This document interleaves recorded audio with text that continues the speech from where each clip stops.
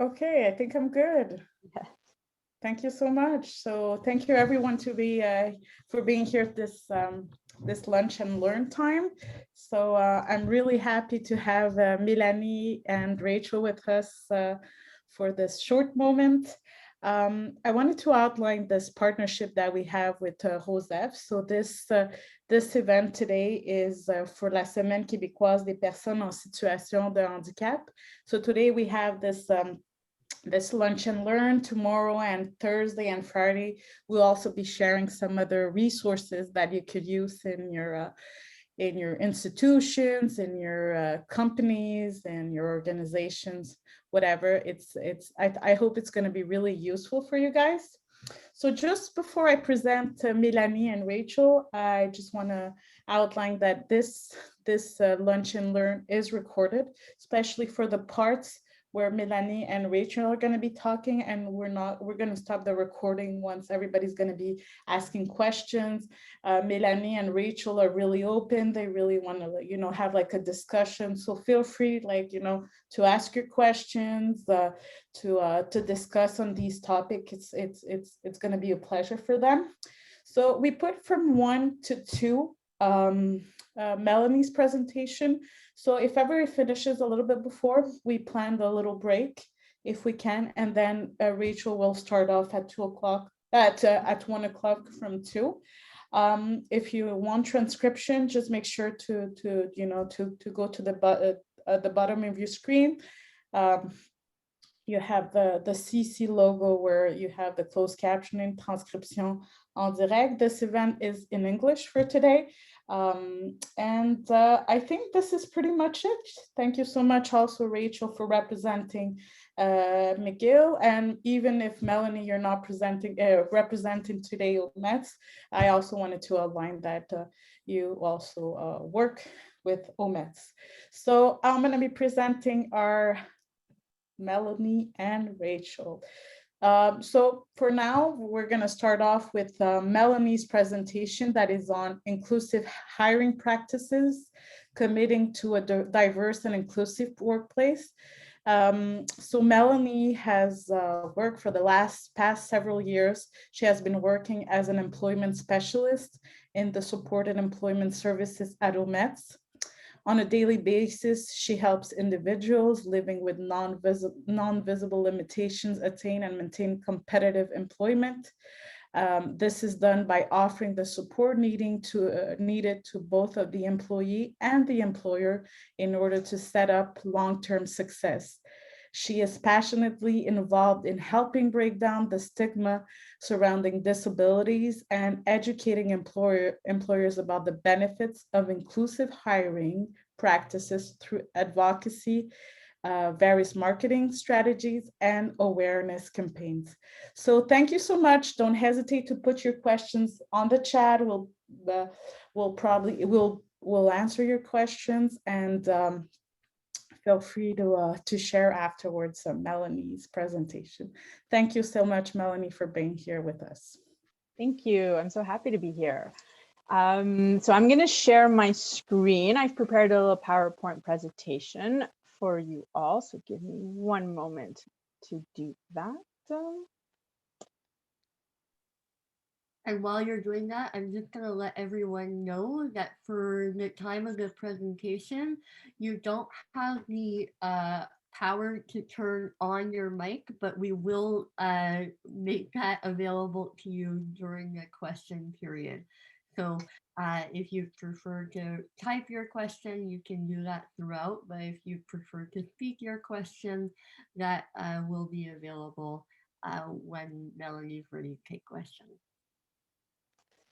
Okay, so today, as Viviana so eloquently said, I'm here representing ROSEPH, but I work daily for OMETS, and OMETS is a member of ROSEPH. So I'm going to quickly explain ROSEPH and what their roles are, their missions are, and then I'm going to go deep into inclusive hiring practices and how to include those practices in your day-to-day work.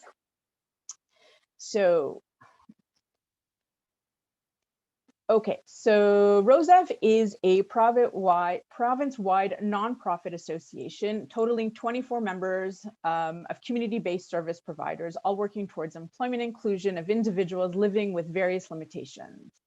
SSMOPH stands for Services spécialisés de main-d'œuvre pour personnes handicapées, which translates to specialized labor services for disabled people. Our clientele is comprised of differently abled individuals aged from 16 to 65 and older.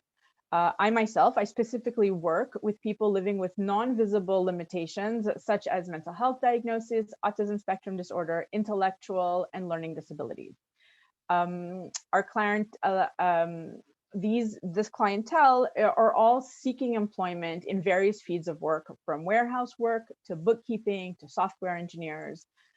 Some of our clients are seasoned workers looking to re-enter the workforce, and some are new to the job market seeking their first opportunities.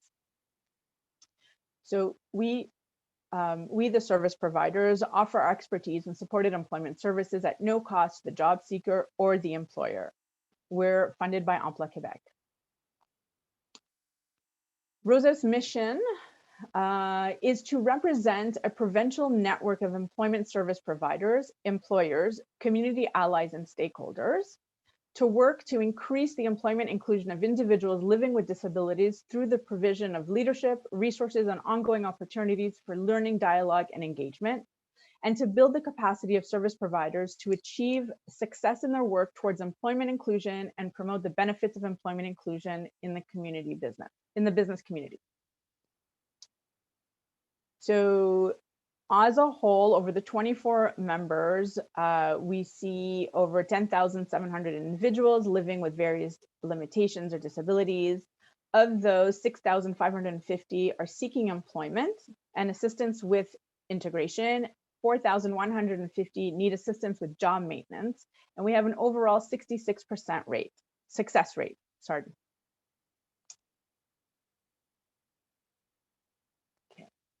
So the definition of disability: a physical or mental impairment which has a substantial and long-term adverse effect on your ability to carry out normal day-to-day activity.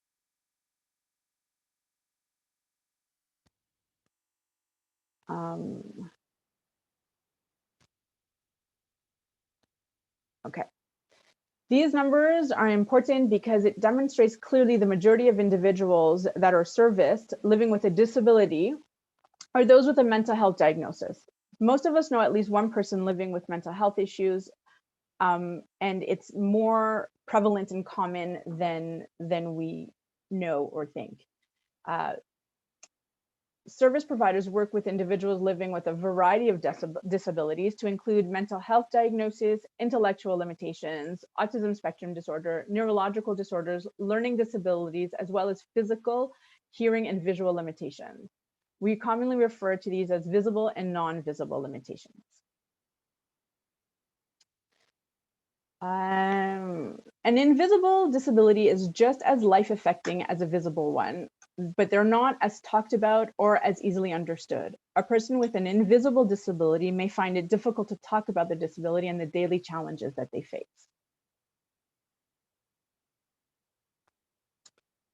In a brief to the Standing Committee on Human Resources, Skills and Social Development and the Status of Persons with Disability, the most disadvantaged and impoverished population in Canada are people with chronic disability.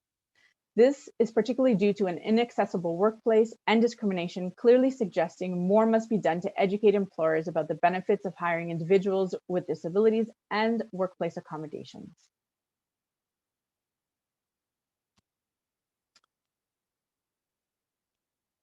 Supported employment starts with the belief that everyone who wants paid employment can attain if the proper supports are in place.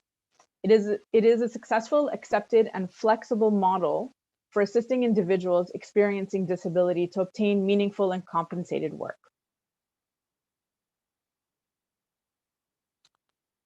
Supported employment has been successfully used for decades as a personalized model for supporting people with significant disabilities to secure and retain paid employment. The model uses a partnership strategy to enable people with disabilities to achieve sustainable long-term employment and businesses to employ valuable workers. Supported employment specialists like myself work in partnership with job seekers and employers to provide individualized support that value the choice and control of individuals while meeting the real employment needs of employers.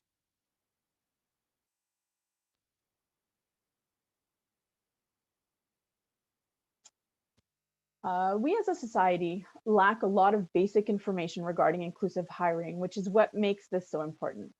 Most employers are not intentionally discriminating. They simply lack knowledge about this talent pool that is underutilized or are skeptical about including differently abled individuals for fear of the unknown, how it may affect their current work culture, safety concerns.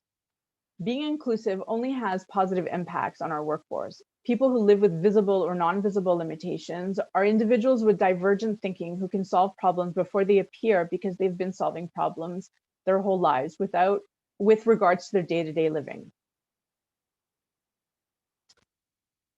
An inclusive workplace is more about culture than anything else. Business owners and managers need to fully support inclusive policies in order to make this happen. In an inclusive workplace, all employees are given the tools and support they need to develop and advance in their careers. If an employee with a disability faces barriers to their career advancement, the company must take specific actions to remove those barriers. Integration versus inclusion. We sometimes confuse these terms and use them interchangeably. Integration is an accepted concept which brings diverse people into the same space. Inclusion introduces concrete methods and strategies to make integration work. Integration and inclusion are complementary and depend on each other. Inclusion is the conscious effort organizations exert to support a diversified workforce.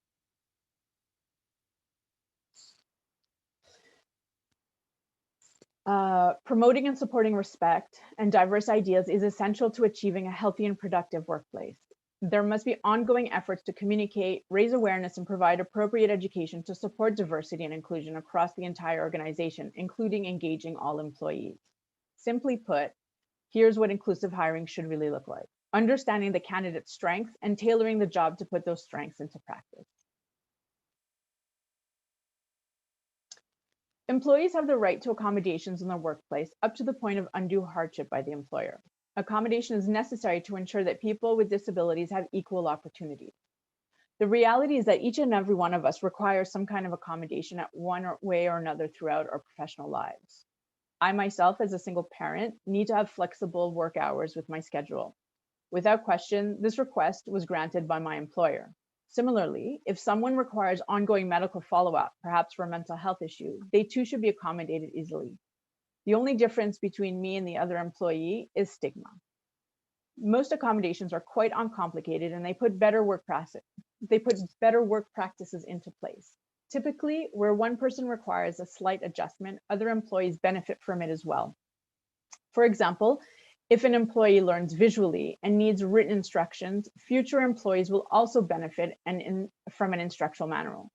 And just like that, the company's work culture has become a more inclusive one. A couple of examples of ways to put in simple accommodations is by using a visual communication supports, language and interpersonal communication supports, such as holding daily huddles to keep everyone on the team aligned and focused on goals, environmental supports, such as offering ergonomic workstations, including the flexibility to sit or stand as needed, offer earplugs or headphones, or offer remote work as an option. Structural support accommodations can be to offer flexibility in break times. For example, to give an employee the option to turn a 15-minute break into 3 5-minute breaks.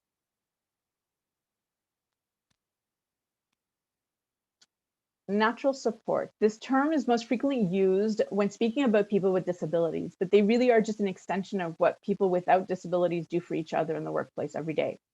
It's assistance that can be provided to employees with disabilities so they can be more successful at their jobs and so they can feel more welcome and included as part of the workplace social fabric.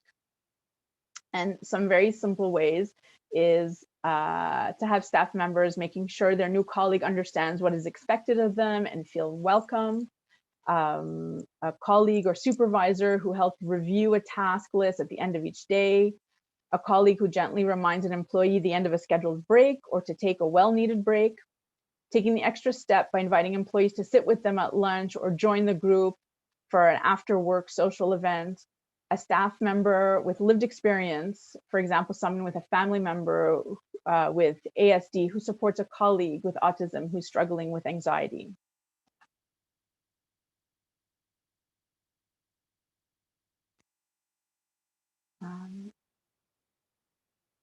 Okay, so job posting, language is super important. And an inclusive job posting starts with an inclusive job description.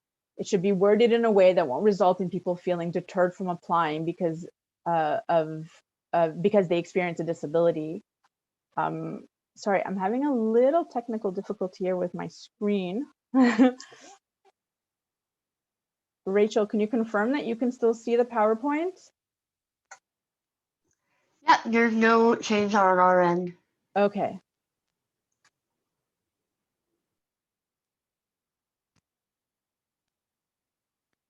Oh. Okay. I'm not sure why this is happening on my end then.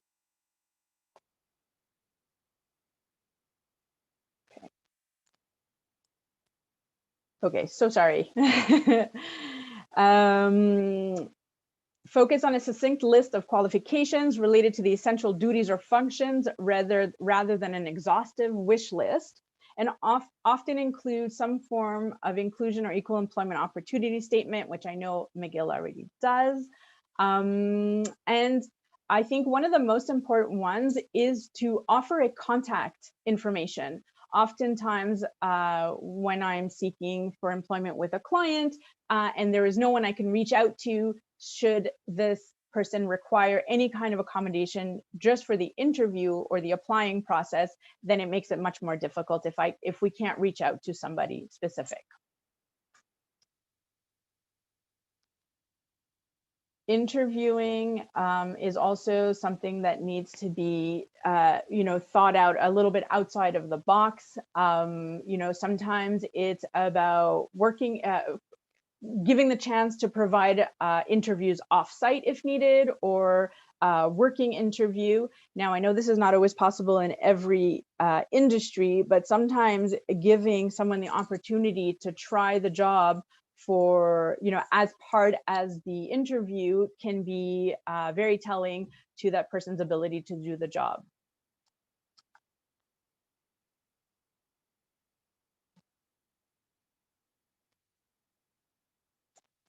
Okay, onboarding is a pivotal moment for making a new hire feel included from day one, and the existing team of employees play a big role in making onboarding inclusive. All workplaces have their own way of orienting new employees, and often there is no significant changes that are necessary for orienting someone with a disability. Treating any new hire in an unusual manner can impact relationships with coworkers and the ease in which they step into their new role. Generally, orientation is done in the same way for those without disabilities while taking into consideration accessibility at each stage of the process. There are a few ways that you can make new employees or new hires feel like they belong to your company from day one. A simple way is to make new hires feel included is to emphasize diversity and inclusion during the onboarding experience. For example, sharing any resources you have that explain how to get involved in making your workplace more inclusive. When onboarding a new employee, approach it with empathy. You can do this by sharing your team's current roadmap or strategy to give every new hire an understanding of what the team does and the priorities at that moment. Every company has their own unique company language, whether it's acronyms or specific terms they use. It's important to help all new hires feel like they're speaking the same language as their colleagues. Part of creating an inclusive onboarding experience is recognizing that not everyone takes in information the same way. Giving each new hire the time and space to hear and digest all the new information about their role in the company is one of the best ways you can make someone feel welcome. Unfortunately, onboarding isn't always inclusive because it can quickly become more about process than experience. And in doing so, we fail to really connect new hires to their new role, team, and company.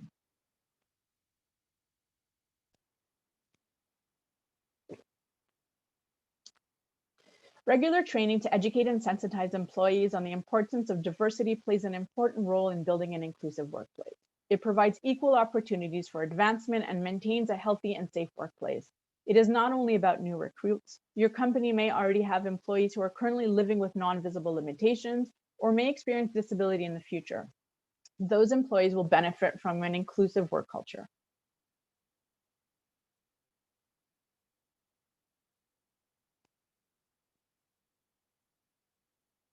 We must never forget that people living with disability are also consumers and clients.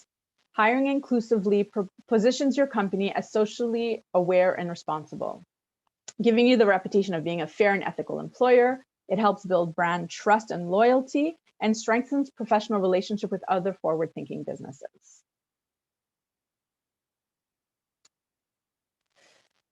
There is still so much misconception and stigma surrounding disability, and most individuals living with disabilities often have to face it on a daily basis. Stigma can be a bigger barrier to the workforce than an actual diagnosis. Some common misconceptions are unreliable, poor job performance, slow work pace, or dangerous, unpredictable, and violent, where in reality, individuals living with disabilities have better attendance and job retention rates, and 90% of people with disabilities rate average or better on job performance. And individuals living with disabilities are more likely to be victims than perpetrators of violence. A significant part of supported employment's specialist job entails educating employers and the community about inclusion, as well as demystifying stigma. So we end with one last impressive statistic. And according to Statistics Canada, in 2017, 22% of Canadians had at least one disability. This represents 6.2 million people. This clearly indicates that we as a society have to create a more inclusive workforce, taking into account everyone's ability, as opposed to expecting everyone to fit in the same mold and perform the same way.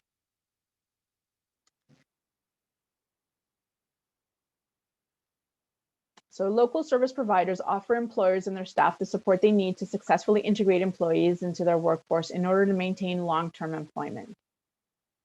And here is a quick list of the ones that are located in Montreal: Action Main-d'œuvre, L'Arrimage, Agence OMETS, L'Étape, and Moelle Épinière et Motricité Québec. I thank you all for your time. I hope you enjoyed the presentation, and I look forward to